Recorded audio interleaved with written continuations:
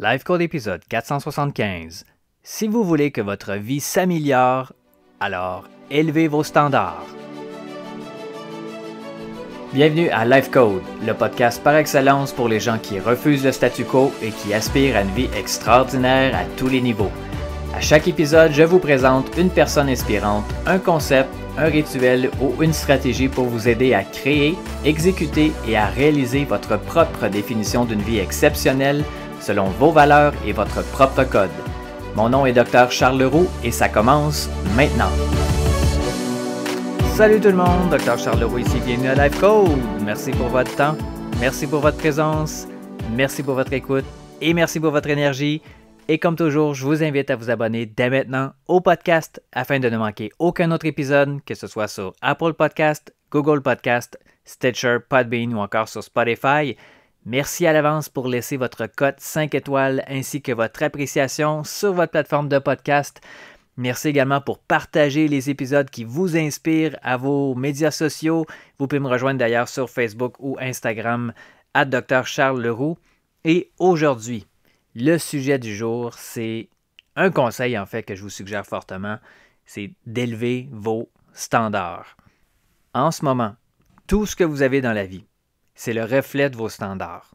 Et vos standards sont le reflet de ce que vous croyez possible, de vos croyances, mais plus important encore, de ce que vous êtes prêt à tolérer. Est-ce que je suis en train de vous dire que vous devriez être intolérant? Oui, tout à fait. En un sens, vous devriez être intolérant sur plusieurs choses que vous tolérez actuellement, que vous savez que vous ne devriez pas tolérer. Vous n'êtes pas nécessairement obligé de vous culpabiliser de le faire ou de vous taper sur la tête parce que la culpabilité, ça ne sert à rien, ça ne vous fera pas avancer, mais vous devez être intolérant sur plusieurs choses et de l'être d'une façon saine et constructive. Vous devez comprendre que d'écrire vos buts, d'écrire vos valeurs, ce n'est pas suffisant.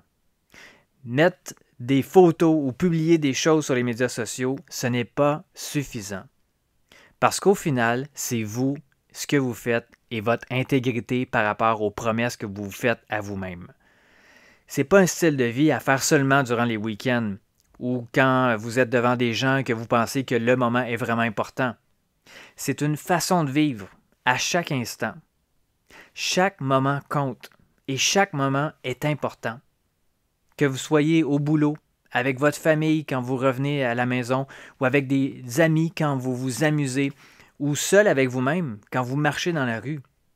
Vous vivez votre vie et à chaque moment, chacun de ces moments-là définit la personne que vous êtes. Même quand personne ne vous regarde. Personnellement, j'essaie de vivre ma vie comme si j'avais une caméra qui me filmait 24 heures sur 24. Heureusement, vous n'avez pas à regarder ça parce que vous seriez en mesure de constater que ma vie est probablement plus ennuyante que ce que vous auriez imaginé. Mais parce que, en fait, c'est la réalité de vivre comme si on était surveillé à 100%, ça nous met dans la conscience que chaque moment est important. Parce que la réalité, c'est qui vous êtes. C'est ce que vous faites à chaque moment. C'est où vous êtes, en fait, où vous êtes, à l'endroit où vous êtes présentement, c'est déterminé par vos croyances et votre façon de penser.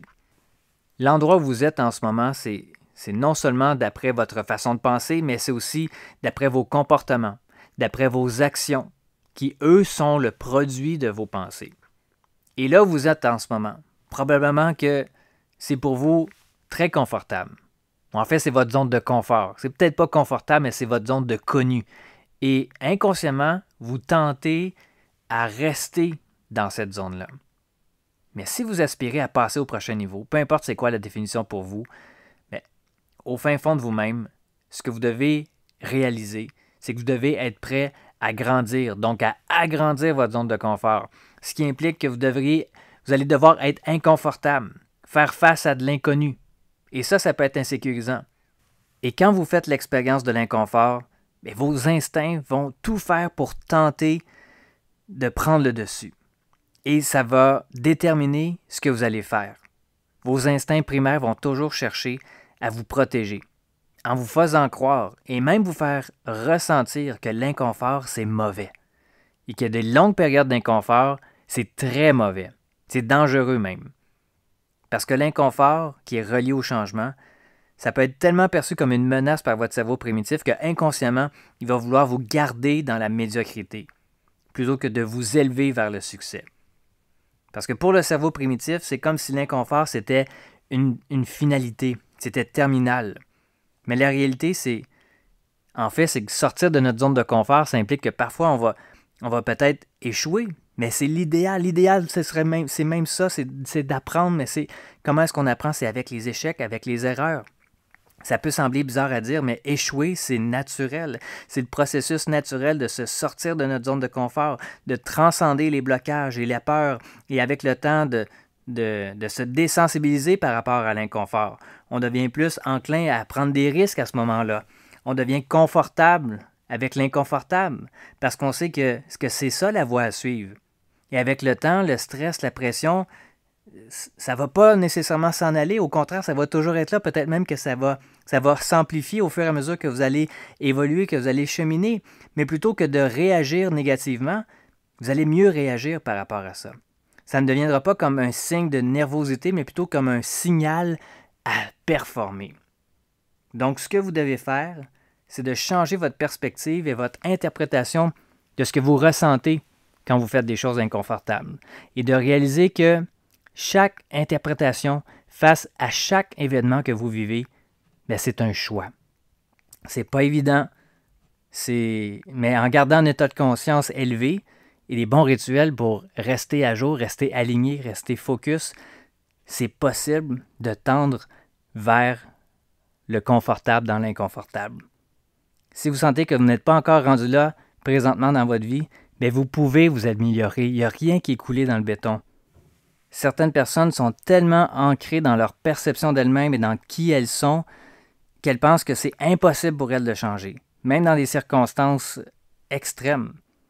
Donc, vous devez être conscient de vos standards actuels. Et vous devez aussi chercher à les élever.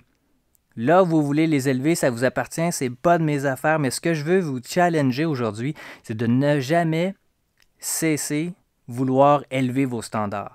Parce que votre vie, au final, dans chacune de ces dimensions, ce n'est rien de plus qu'une démonstration de ce que vous êtes prêt à tolérer. Et si vous tolérez des standards de vie qui sont bas, eh bien vos résultats obtenus dans votre vie, ça va être à la hauteur de vos standards. Donc ma question pour vous aujourd'hui, c'est comment est-ce que serait votre vie si, dans votre mindset, vous vous disiez « Je suis surveillé par le monde entier 24 heures sur 24 ». Qu'est-ce que vous feriez davantage à ce moment-là? Et qu'est-ce que vous arrêteriez de faire?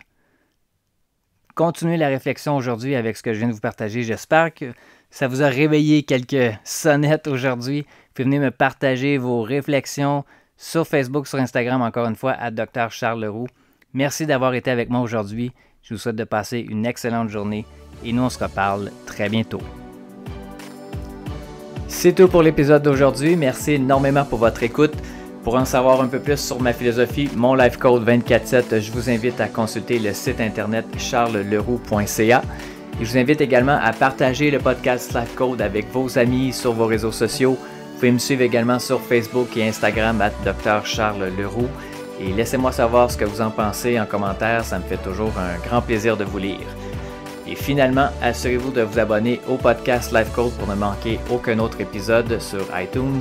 Et vous me rendriez un immense service si vous vouliez m'aider dans ma mission de rejoindre le plus grand nombre de personnes possible, soit en mettant une review ou en laissant un avis sur iTunes et partager le podcast pour que le plus grand nombre de personnes possible puissent exécuter leur code de vie, créer un impact massif et changer le monde pour le mieux. Merci à tous et à très bientôt.